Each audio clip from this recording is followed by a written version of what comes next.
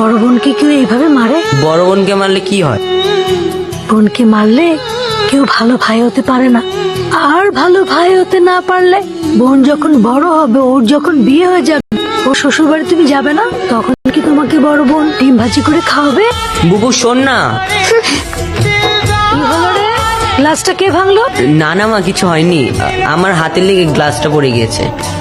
বুবু sorry, promise আর কখনো করবো না। হইছে, এবার তুই এখন খা। তাহলে তো শ্বশুর বাড়ি গেলে ডিম ভাজা করে খেতে দিবি তো? ভাবি, ভাবি দেখো কে আসছে। জান্নাত, কেডা এরা?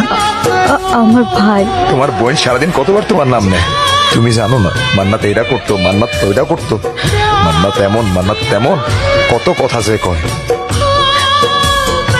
তুমি আসছো ভাই, আমি অনেক খুশি হয়েছি। যবে থেকে বিয়ে হয়েছে তোমার বোনকে কেউ দেখতে আসা তো দূরের কথা, ফোন দিয়ে একটা খবরও নেয় না। তুমি আসছো ভাই, আমি অনেক খুশি হয়েছি। এই জান্নাত, তোমার ভাই আসছে, বাজারে একটা নিয়ে আসো। আজকে তুমি নিজের হাতে তোমার ভাইয়ের যত পছন্দের খাবার আছে সব রান্না করে খাওয়াবে, তাড়াতাড়ি নিয়ে আসো। না,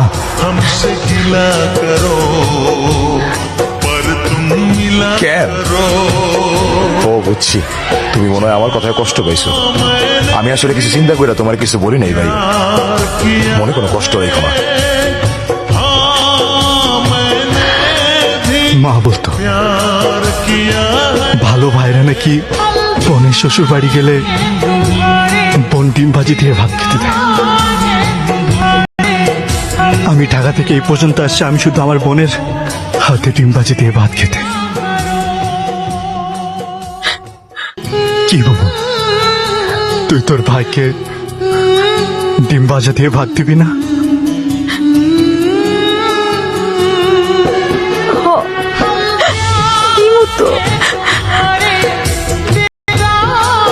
কি ব্যাপার ভাই, কোনো সমস্যা?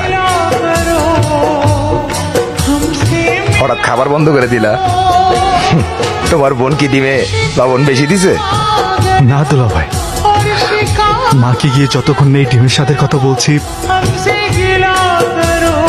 ততক্ষণ মনকে শান্ত করতে পারবো না। ডিম মজা হয়েছে। মুরগিটার মনে হয় ডায়াবেটিক ছিল, ডিমটা কেমন মিষ্টি মিষ্টি লাগে। বিখ্যাত ডিমবাজি তো, এই জন্যই বুঝি।